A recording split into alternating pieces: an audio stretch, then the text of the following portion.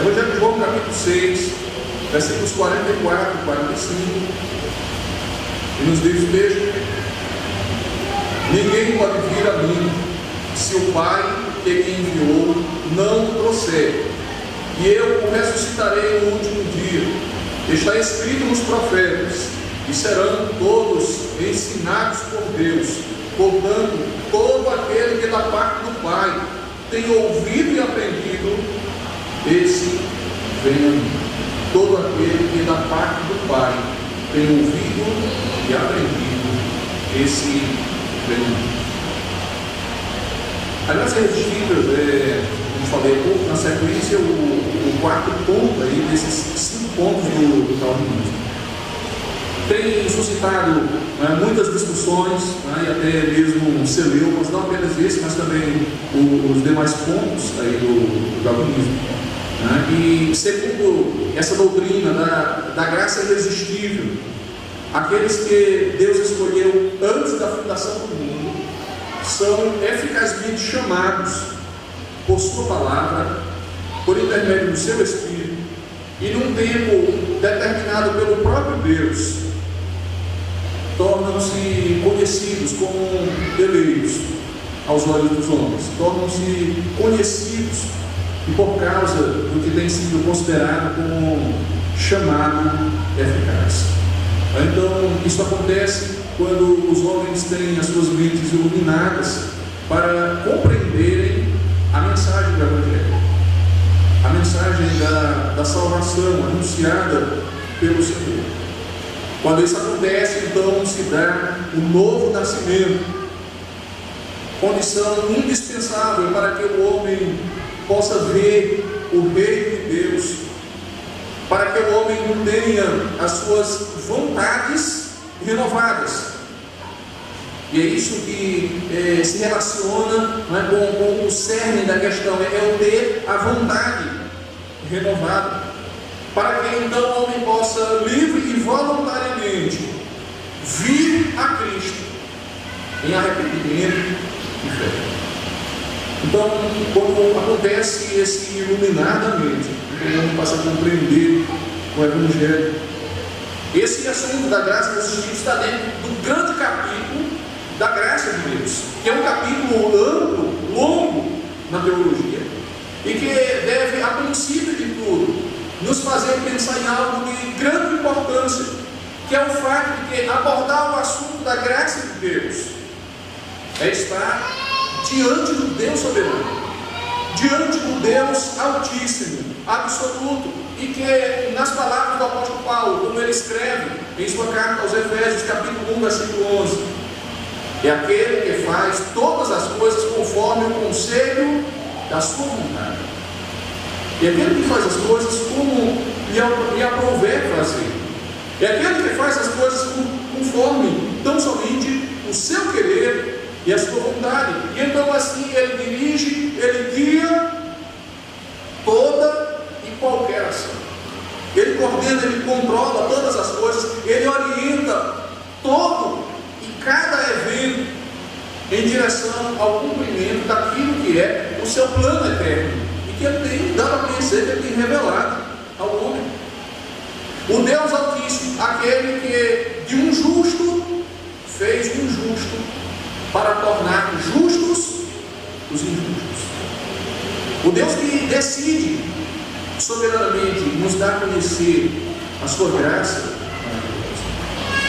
Antes de adentrarmos mais o assunto, é importante nós termos alguma noção em torno de alguma definição dessa questão, desse termo graça irresistível. E certamente nós temos uma concepção do significado de graça. De uma forma muito prática, todos nós já temos aprendido, já temos guardado conosco algum conceito de que graça é um favor não merecido, é um favor que nós não merecemos, é algo que não deveria ser disponibilizado para nós, mas o foi, algo que verdadeiramente nós não deveríamos dispor, mas nos foi concedido gratuitamente, uma graça, um favor imerecido. É algo que recebemos sem mérito algum, sem que nada pudéssemos ter feito para alcançar ou por merecer. Assim, não há obra humana que seja capaz de alcançar. Não há nada que o homem, que nós viemos a fazer, nem mesmo aquilo que nós entendemos ser a prática do bem, nada que nós possamos fazer, nada que o homem possa fazer, tornam capaz de alcançar essa graça. A graça nos é dada como um presente de Deus, nos é dada como um favor que nós não merecemos. O apóstolo Paulo, escrevendo aos Romanos, capítulo 4, versículo 4, ele vai dizer: ora, ao que trabalha, o salário não é considerado como um favor, e sim como dívida. Então isso vai trazer à tona essa realidade, né, que temos recebido não o pagamento, não o salário por algo que fizemos, uma vez que nada poderíamos fazer. Então entra em cena a graça de Deus. A graça irresistível significa que Deus, através do seu agir, por pura graça, Ele retira as barreiras. Há uma linguagem bíblica e de fatos dados na vida daqueles que estão relatados na vida do povo de Deus. O Senhor retira as escamas dos nossos olhos. O Senhor retira os tampões dos nossos ouvidos. O Senhor clareia a nossa mente para conseguirmos ver, ouvir, entender a excelente, a magnífica, a excelsa graça do Senhor, nos fazer compreender o seu grande amor por nós, o seu grande amor pelo homem pecador. Ele nos capacita, ele nos habilita, ele nos põe em condições de ouvirmos o maravilhoso Evangelho do seu Filho, o testemunho da vida, do sacrifício, da obra de Cristo Jesus. Desse modo, diante desse feito de Deus, não há como nós não abraçarmos a verdade. Diante desse agir de Deus, não há outra escolha para nós, senão nos colocarmos diante do Senhor. Nós acabamos de cantar, Ele nos atraiu pela cruz, nós somos de fato atraídos, somos trazidos à presença dEle, e compreendemos, nós ouvimos, nós percebemos, nós vemos com os nossos olhos o que o Senhor tem feito em nossas vidas, na vida de outras pessoas. Entendemos que isso é a ação da graça de Deus, e então nós abraçamos essa verdade, abraçamos esse Evangelho, abraçamos, nos apropriamos desta salvação, mais uma vez, não por méritos nossos, mas tão somente pela graça maravilhosa do Senhor. A consequência disso é um viver na obediência, é um viver imbuído do interesse de glorificar o Senhor. O apóstolo Paulo, ainda escrevendo a Timóteo, sua segunda carta, capítulo 1, versículo 9, ele diz: aquele que nos chamou com santa vocação, não segundo as nossas obras, mas conforme a própria determinação e graça que nos foi dada em Cristo Jesus, antes dos tempos eternos, conforme a sua própria determinação e graça. Própria determinação e graça que nos foi dada em Cristo Jesus, antes dos tempos eternos, antes da nossa existência, antes do mundo ser. Irmãos, esse presente que nós ganhamos de Deus é considerado como irresistível. Esta bênção, esse privilégio que nós recebemos do Senhor, tem sido chamado na análise teológica de irresistível. Isso porque nós temos agora uma natureza transformada, então nós nos voltamos para isso. Nós somos transformados em nosso coração. A graça é irresistível sua eficácia. Ela é eficaz, logo não há como resisti-la. Esta graça cumpre o propósito soberano de Deus na salvação do pecador. Ela é levada a cabo, ela tem seu cumprimento. O propósito, o projeto, a vontade de Deus se cumpre mediante essa graça. E então o homem, ainda de pecador, ele é atingido pela graça de Deus, ele não recusa, ele não rejeita, ele não resiste, portanto, chamada de graça irresistível, porque é eficaz, ela é implantada eficazmente no coração do homem, que até então era resistente à vontade de Deus, era resistente à obra de Deus, ao chamado, ao reconhecimento da verdade, até que acontecerá, chegará o momento estabelecido, determinado por Deus, para que haja essa mudança, essa transformação. Então, irmãos, essa graça irresistível, também chamada de graça eficaz, precisa ser distinguida no nosso entendimento. Esse chamamento, esse chamado eficaz, deve ser também considerado como um chamado interno, o chamamento interno deve ser distinguido do chamado ou do chamamento exterior. E aí isso faz todo sentido e é extremamente importante para a parte final da nossa fala, quando nós temos aqui o tema da graça irresistível associado com a realidade do evangelismo, da evangelização, da obra da igreja, evangelizando. Então, o apelo, o chamado do evangelho estende uma chamada à salvação a todos aqueles que ouvem a mensagem do evangelho. O evangelho é anunciado, e então o apelo do evangelho, é que eu me refiro ao apelo, não a esse contemporâneo modelo de desafiar, de convidar as pessoas a virem à frente, ou levantarem a mão, ou entregarem as vidas a Jesus. Não, mas o evangelho em si, sendo pregado, é um apelo, é um convite.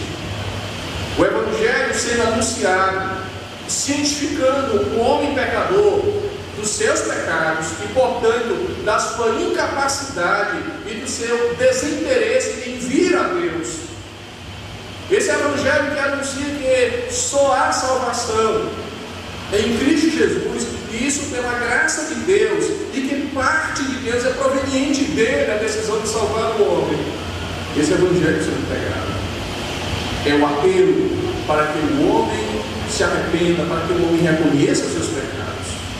Então, esse é a chamada externa à salvação, é exposta e anunciada na mensagem, e é dirigida a todos os homens, convida a todos os homens sem distinção a reconhecerem esse Deus e o plano de salvação. Nesse evangelho, Deus promete a salvação a todo aquele que se arrepender e crer. Deus promete a transformação e a salvação a todo aquele que se arrepender e crer.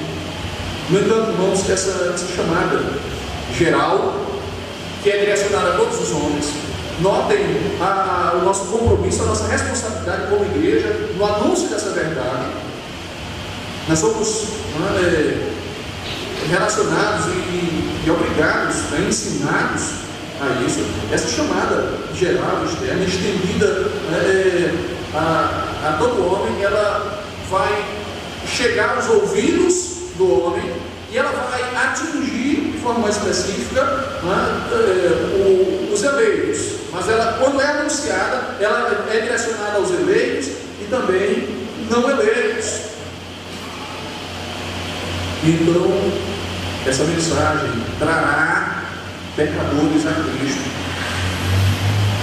Essa mensagem trará pecadores, a saber, aqueles que são escolhidos antes da fundação do mundo, os eleitos, pecadores, mortos em seus delitos e pecados, mas mediante o anúncio e o agir desse poder vivificador de Deus, anunciado e comunicado através do Evangelho, e que pelo Santo Espírito é aplicado ao coração do homem pecador, irá produzir vida.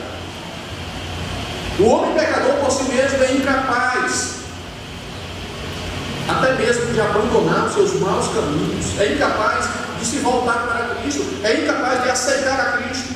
O homem pecador, com seus próprios recursos, seu próprio entendimento, ele é incapaz sequer de voltar-se para Cristo, de aceitar a Cristo.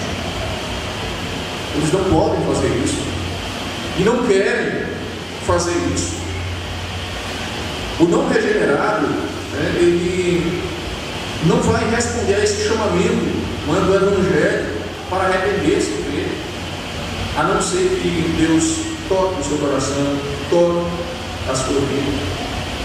Aí é que nós vemos o Espírito Santo trazer aquele que é eleito de Deus a salvação.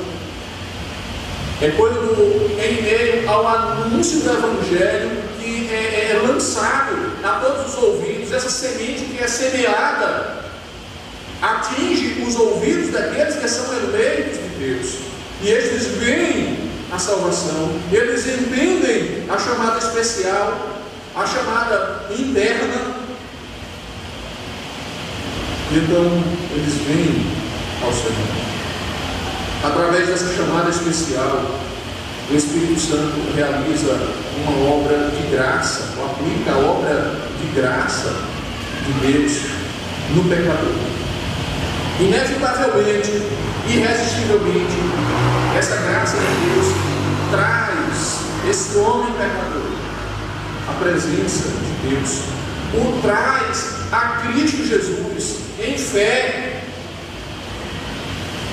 Ele é inevitavelmente trazido aos pés de Cristo, e aí nós entendemos quando o Senhor Jesus nos fala, e está registrado lá no Evangelho de João, no primeiro capítulo, a respeito daqueles que vão estar relacionados a essa salvação de Cristo Jesus. Quando nos diz o texto lá no versículo 12, mas a todos quantos o receberam, deu-lhes o poder de serem feitos filhos de Deus. Sabemos que creem no seu nome, aqueles que são trazidos a Cristo Jesus. Nós entendemos as palavras do Senhor Jesus quando diz que aqueles que são trazidos a Ele não serão jamais lançados fora. Quando o Senhor Jesus diz e fala a respeito de sua oração sacerdotal no Evangelho de João, capítulo 17, que Ele guardou, Ele protegeu, Ele mantém em salvação aqueles que lhe foram dados pelo Pai. Isso relaciona-se com essa verdade. Desse ensino, dessas palavras, procedem essa doutrina. Aquele que é alcançado por esta mensagem, por esse chamamento interno, por essa chamada especial, vem a Cristo em fé. A mudança interna é operada no pecador eleito, capacitando a entender, a crer, a ver a verdade espiritual. Irmãos, embora essa chamada externa, esse anúncio geral do Evangelho, possa ser frequentemente rejeitado pelo homem, e isso se comprova, se vê quando nós vemos o trabalho que a igreja do Senhor tem feito no mundo, anunciando o Evangelho, a palavra de Deus é pregada dentro das igrejas, nos cultos das igrejas, a palavra de Deus é pregada pela rua, em trabalhos que são feitos, mas a palavra de Deus também é pregada através da vida daqueles que pertencem ao Senhor, quando estes vivem de fato para o Evangelho, vivem para o Senhor, e então essa mensagem vai se espalhando, vai sendo transmitida, alertando o homem a respeito da pregação da palavra, que é o meio que Deus tem utilizado para chamar especialmente o homem a compreender o Evangelho. Somente os eleitos vão entender, vão alcançar, vão ouvir essa mensagem. E o Espírito Santo não depende, em nenhuma circunstância, de nenhuma maneira, em nenhum momento, da ajuda, ou da cooperação, ou da participação, ou do interesse do homem pecador, para ter sucesso nessa obra de trazer o homem pecador a Cristo. É a obra de Deus. Ele age nos nossos corações de uma forma maravilhosa, magnífica, poderosa e irresistível. Essa chamada eficaz é operada no coração do homem para um novo nascimento. E nós temos, entre os nossos símbolos de fé, o que diz a nossa confissão de fé. A confissão de fé deste ministro, no seu capítulo 10, vai nos dizer o seguinte: aprove a Ele, ou seja, a Deus, no tempo por Ele determinado e aceito, chamar eficazmente por sua palavra e por seu Espírito, daquele estado de pecado e de morte em que estão por natureza a graça e salvação por meio de Jesus Cristo, iluminando as suas mentes espirituais e salvificamente para entenderem as coisas de Deus, removendo seus corações de pedra e dando-lhes um coração de carne, renovando a sua vontade e por seu infinito poder, determinando-lhes o que é bom e eficazmente atraindo-os a Jesus Cristo, mas de tal forma que eles vêm livremente, sendo para isso disposto por sua graça. Irmãos, esta é uma ação divina. Nós vamos ouvir o nosso irmão Calvino falando sobre isso, e ficou registrado nas Escrituras, no seu capítulo 4, dizendo que Deus sempre que deseja que se faça o caminho para a sua providência, Ele verte e dirige a vontade dos homens. Sempre que Deus, diz Calvino, sempre que Deus desejar fazer a sua vontade, Ele vai mudar, Ele vai inverter, Ele vai transformar a vontade do homem, para que a sua vontade seja feita. Ainda no capítulo 17, ele diz: quanto a mim, reconheço não haver nenhum lugar, nenhum espaço para o mérito, uma vez que não se encontra nenhuma dignidade no homem que faça Deus devedor de algum favor. Não há espaço para o mérito, não há espaço para qualquer colaboração, qualquer contribuição, qualquer relance, qualquer interesse do homem, para que pudesse assim, de alguma forma, obrigar a Deus, comprometer Deus em ser favorável com sua graça à salvação deste homem. James Parker, no seu livro Evangelização e Soberania, ele disse: enquanto estivermos sob os nossos pés, sempre levantaremos argumentos, mas quando caímos de joelhos, demonstramos haver entendido. Enquanto nós estivermos de pé, sempre levantaremos e apresentaremos argumentos. Mas quando nós caímos de joelhos, sinal de que nós demonstramos haver entendido a mensagem da Bíblia. Irmãos, esta é uma questão que tem causado algumas controvérsias no decorrer da existência da igreja. Talvez a acusação que recai sobre a igreja mais frequentemente é que essas doutrinas da graça, e aqui a graça irresistível não está isenta dessa acusação, que é de produzir no homem uma leniência, uma quietude, um marasmo, uma acomodação, fazendo com que ele não reconheça o como ele graciosamente foi salvo, o quanto ele depende de Deus e o que ele deve fazer em consequência ao que tem sido anunciado, o que tem sido feito por ele. O homem vai, de alguma forma, tentar permanecer em seu pedestal, se julgando, né, se achando suficientemente, né, merecedor, né, da ação, do cuidado, né, do poder de Deus. Então ele vai se esquecendo, vai negligenciando o seu próprio dever, o seu próprio compromisso diante do Senhor.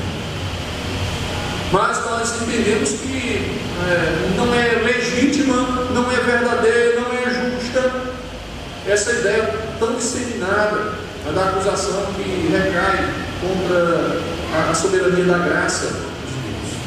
Mas, irmãos, diante dessa realidade de que nós somos irresistivelmente atraídos a Cristo, quando o Senhor transforma o nosso coração, quando Ele tira o nosso coração de pedra, Ele coloca no lugar um coração de carne, e quando Ele desvenda os nossos olhos, quando Ele destampa os nossos ouvidos, quando nós percebemos, quando nós visualizamos, quando nós conhecemos o Evangelho, quando nós ouvimos a mensagem salvífica, quando nós entendemos, pela graça de Deus, temos sido revivificados, entendemos a salvação.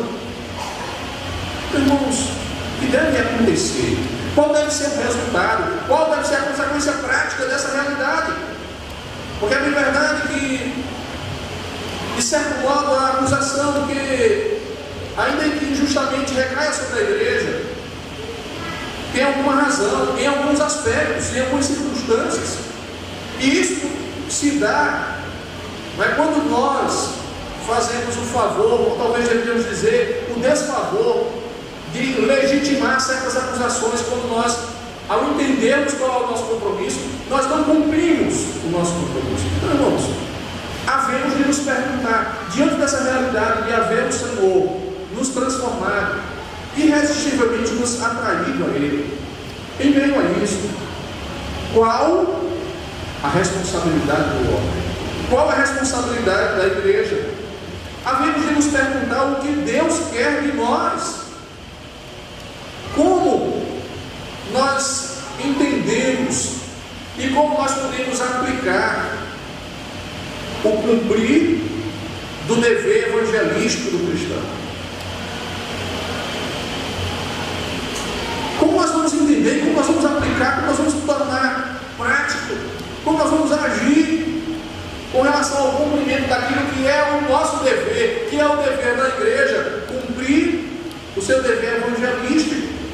Demonstrar, como nós falamos, a ideia extremamente disseminada de uma desconfiança na soberania da graça de Deus. E isso priva o homem do reconhecimento e da aceitação da sua responsabilidade evangelística, que é um engano. O homem entender que, tendo em vista que Deus realiza a sua obra de transformação, se Ele transforma, então o homem não precisa fazer nada. Isto é um engano. A razão parece assim, meus irmãos. Desde sempre, em todo lugar, os servos de Deus são submetidos à ordem de evangelizar. Desde sempre, em todo lugar, os servos de Deus são submetidos à ordem de proclamar o Evangelho. Então, irmãos, dentro da soberania da graça de Deus, nós somos tocados por sua ação onipotente. Então tenha em mente essa realidade, esse atributo do Deus onipotente, Deus que tem todo o poder. Pois bem, Ele, por sua graça, né, com esse atributo de ter todo o poder, Ele nos toca, Ele nos conduz ao reconhecimento da nossa missão, do nosso dever a ser cumprido. E quando nós já percebemos isso, o que nós encontramos, o que nós visualizamos, a ação de Deus em conduzir pecadores desesperados por conta da sua perdição de volta para casa, por meio de Cristo, trazendo o homem pecador para a sua presença. É isso que Deus faz. por seu poder, por sua graça. E o homem não resiste. Pecadores desesperados, temerosos, perdidos, sem esperança, o Senhor os faz retornar para casa. Por meio, por intermédio de Cristo, Ele faz com que eles venham para a sua presença. Então, irmãos, a falta desta convicção do nosso dever é extremamente prejudicial à saúde da igreja. E nós podemos dizer, a igreja tem sido muito prejudicada em sua saúde pela falta dessa convicção. Portanto, nós precisamos ter essa convicção do nosso dever evangelístico. Não podemos entender que não seja necessário nós cumprirmos essa tarefa.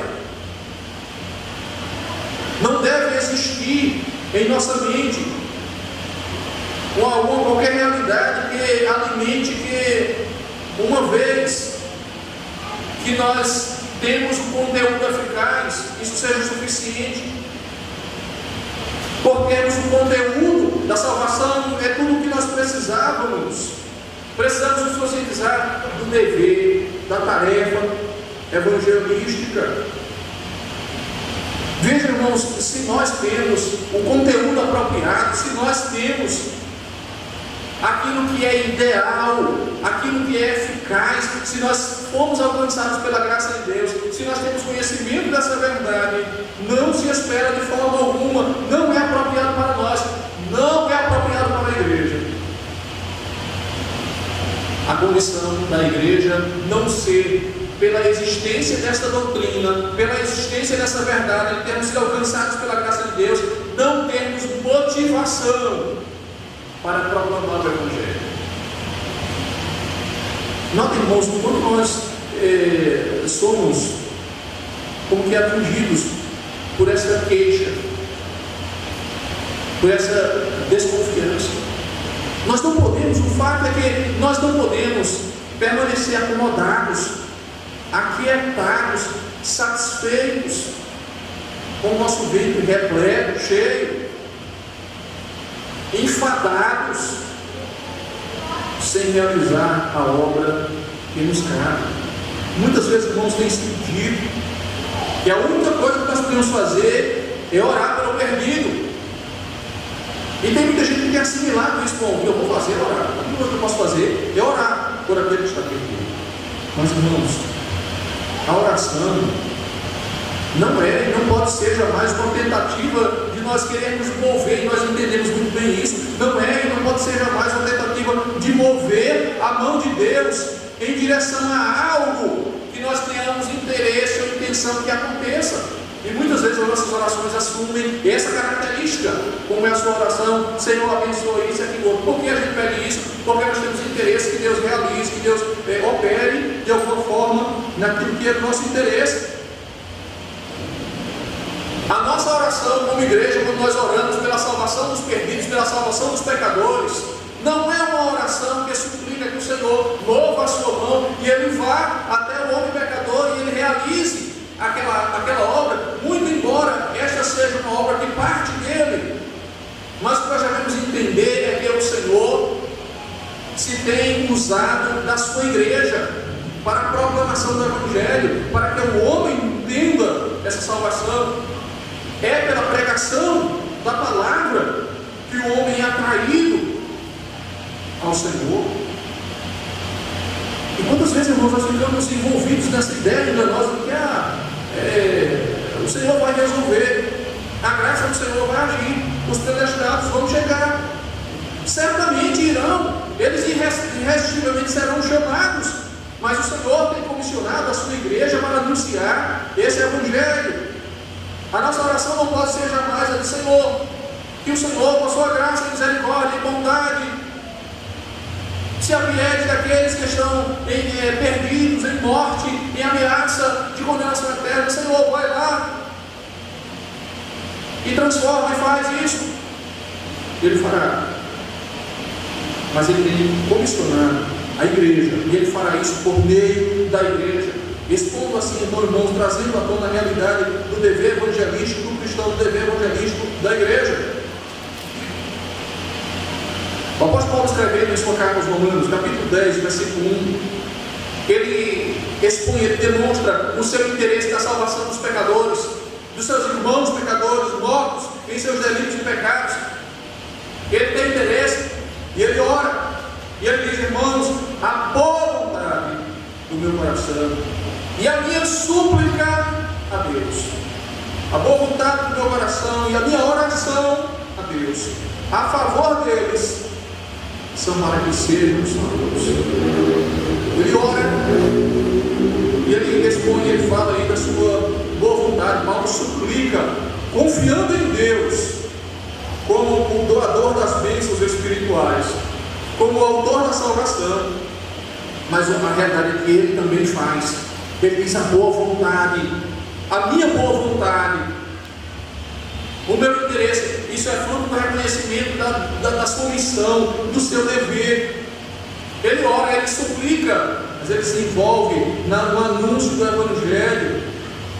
Quando, irmãos, nós oramos por alguém, quando nós oramos por algo, nós estamos confessando, estamos anunciando a soberania de Deus. Estamos também confessando e anunciando a nossa incapacidade, a nossa impotência. Quando nós intercedemos por um não convertido, por um pecador, nós entendemos, nós declaramos que ele não é capaz de ser salvo por ele mesmo. Ele não poderá ser salvo a parte de Cristo, independente de Cristo.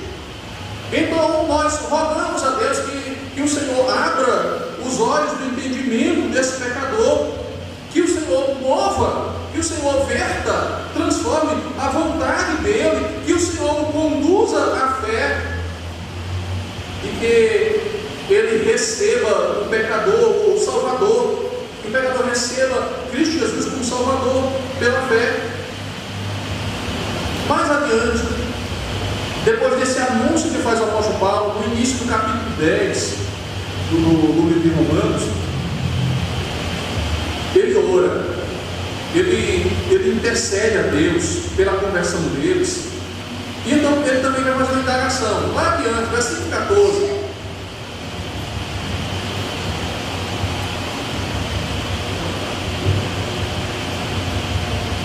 ele vai dizer assim: como crerão naquele de quem nada ouviram? E como ouvirão, se não há quem pregue? Como é que eles vão crer? Como é que vejam o mecanismo, vejam a dinâmica do que está acontecendo aí nesse capítulo. Ele inicia o capítulo 10 dizendo: a boa vontade do meu coração está com eles, a minha súplica é para que eles sejam salvos. E lá adiante ele vai dizer como eles vão ser salvos, qual é o mecanismo, qual é o caminho, como é que eles vão crer naquele de quem nada ouviram. Como eles ouvirão se não há quem pregue? Veja, irmãos, com essas palavras elas depositam e trazem à tona a legítima responsabilidade do dever evangelístico da igreja. Aquilo que foi, irmãos, profetizado a respeito do Senhor Jesus nas palavras do Antigo Testamento recai também, a profecia recai também sobre a igreja. Lá no livro de Isaías, capítulo 61, ele, Cristo Jesus, completou a sua obra. Ele que realizou a sua obra, e lá na cruz ele disse que está consumado. Ele realizou, ele completou a sua obra. E o que nós vamos ouvir sendo dito a respeito dele, que recai também a igreja, lá em Isaías 61, foi lá profetizado, no versículo 1: o Espírito do Senhor Deus está sobre mim, porque o Senhor me ungiu para pregar boas novas, me ungiu para pregar boas novas aos quebrantados, curar os quebrantados de coração, proclamar libertação aos cativos, pôr em liberdade os algemados. Irmãos, como essas coisas acontecerão? se não for anunciado o Evangelho, se a igreja não pregar, se nós não estivermos cientes do nosso dever e do nosso compromisso evangelístico. À medida, irmãos, em que isso acontece, ou seja, o Evangelho vai sendo pregado, Deus vai sendo glorificado. À medida em que nós, como igreja, entendemos o nosso dever, Deus é glorificado. E a igreja se regozija nisso. Mas o que é mais importante é, de fato, a realidade de ser o Senhor glorificado. Há alegria maior para aquele pai do filho pródigo do que ter de volta em seu lar aquele filho, aquele pródigo. Há alegria maior do que vê-lo voltar para casa. Há, irmãos, para nós, alegria maior do que vermos os nossos sendo libertados das cadeias, das algemas espirituais, sendo transformados da cegueira espiritual. Há alegria maior do que vê-los servindo a Deus verdadeiramente, sendo trazidos por Deus, por meio do Evangelho de Jesus Cristo, que Ele foi apresentado. Como nos regozijamos, irmãos, quando sabemos que um dos nossos tem entendido a mensagem do Evangelho. Que alegria, que gozo, que regozijo. Meus irmãos, esse mesmo sentimento deve estar presente no coração de cada um de nós como igreja, pensando nos pecadores perdidos, não somente nos nossos, mas os pecadores de modo geral, sabendo, irmãos, que os eleitos, eles serão trazidos, eles entenderão a mensagem do Evangelho, portanto devemos pregar. Nós, a igreja, precisamos entender, em meio a toda essa controvérsia, essa celeuma de se precisa ou não evangelizar, se são predestinados não precisariam evangelizar, o que não é verdade. Em meio a todas essas controvérsias, o que nós precisamos fazer, irmãos, é entender que nós somos guiados pela vontade revelada de Deus, não por especulações racionalistas, não por ideias que os homens vão desenvolvendo. Nós precisamos sustentar a verdade anunciada,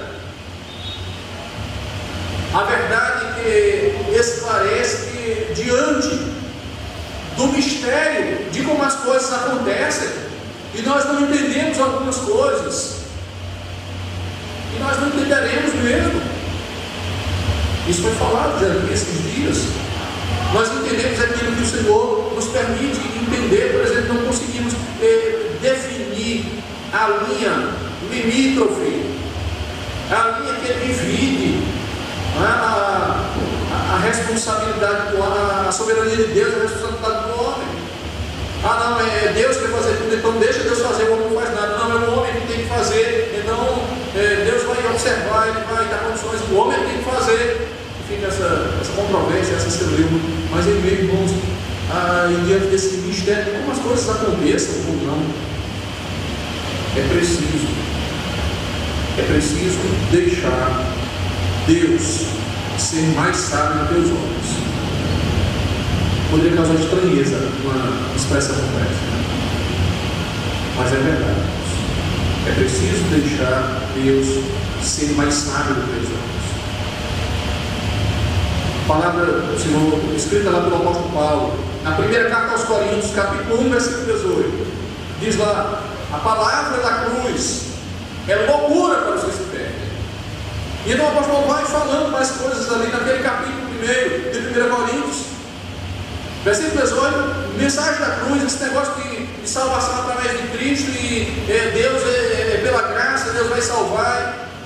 Isso é loucura para os que se perdem. Mas ele vai dizer nesse mesmo versículo: para nós que somos salvos, para os que são salvos, é o poder de Deus. Versículo 19, diz o Senhor: destruirei a sabedoria dos sábios.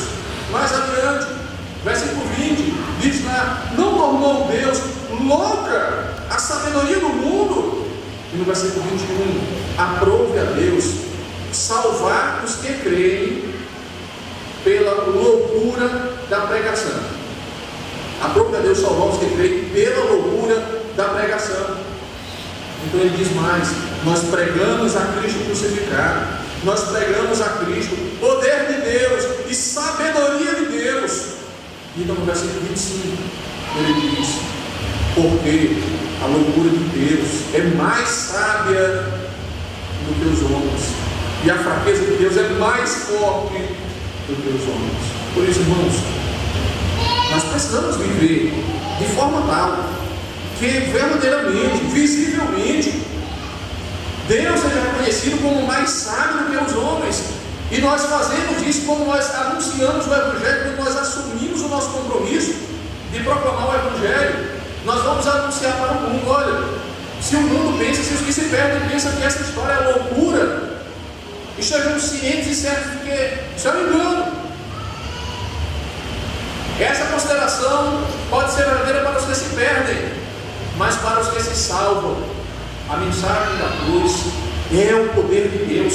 Quando nós anunciamos, irmãos, o poder de Deus através do sacrifício de Cristo Jesus, por sua obra na cruz, quando nós anunciamos que Deus chama o homem pecador, que Ele transforma o seu coração, que Ele transforma a sua vontade, nós estamos dizendo: a loucura de Deus é mais sábia do que a sabedoria, é mais forte, é mais poderosa do que a sabedoria do mundo. Nós estamos dizendo: o Senhor verdadeiramente é quem sabe todas as coisas, o Senhor verdadeiramente é quem tem todo o poder. Irmãos, nós não podemos, como disse Packer, nós não podemos permanecer sobre os nossos próprios pés, porque senão nós vamos continuar levantando argumentos, nós vamos continuar levantando questionamentos em torno da questão. Nós precisamos, irmãos, nos quebrantar, os nossos joelhos precisam se dobrar diante dessa verdade, anunciando que nós estamos de acordo com esta verdade, com esta doutrina, que Deus nos chama, que Deus nos transforma por sua graça, que nós não somos merecedores, mas que nós fomos poderosa e irresistivelmente atraídos a Cristo Jesus. Pela fé, nós fomos salvos, nós desfrutamos dessa verdade. Então, irmãos, a consequência não pode ser outra: nós seremos disseminadores dessa verdade, nós seremos arautos de Cristo, nós seremos propagadores da verdade do Evangelho. Nós não nos calaremos, nós entendemos o que recai sobre nós. O Espírito do Senhor Deus está sobre nós para que nós apregoemos a libertação aos cativos por intermédio do Evangelho, que é o poder de Deus para a salvação do homem. Nós fomos, irmãos, atraídos, irresistivelmente atraídos, sem méritos, sem merecimento algum. O que temos feito hoje? Que sejamos pelo Senhor despertados a refletir a respeito do nosso compromisso. Como igreja, glorifiquemos o nosso Deus, não simplesmente ao propalar palavras, mas pela nossa vida, que nós anunciemos, que nós glorifiquemos o Deus eterno, o Deus que faz todas as coisas conforme o conselho da sua vontade. Nos submetamos, sirvamos de todo o coração, com toda a alegria, a esse Deus soberano. Que o Senhor Deus nos abençoe.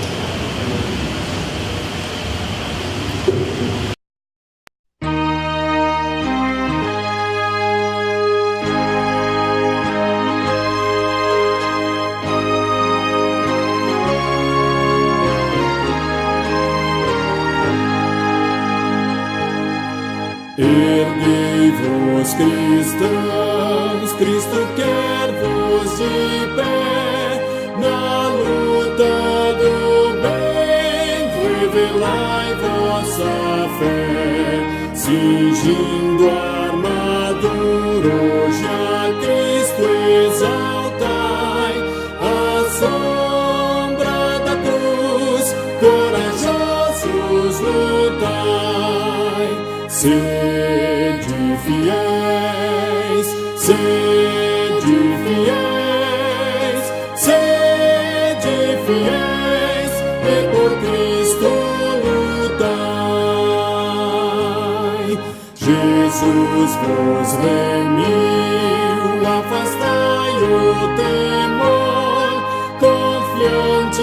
segui vosso bom Salvador, na causa de Cristo fervor demonstrai, à sombra da cruz, corajosos lutai.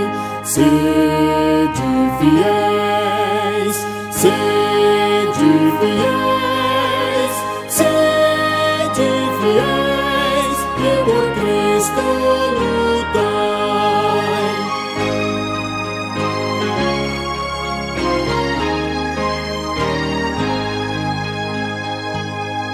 As hostes do mal deveis hoje enfrentar, das suas prisões pecadores livrar, de Cristo bem alto pendão levantai, à sombra da cruz, corajosos lutai. Sede fiéis, sede fiéis.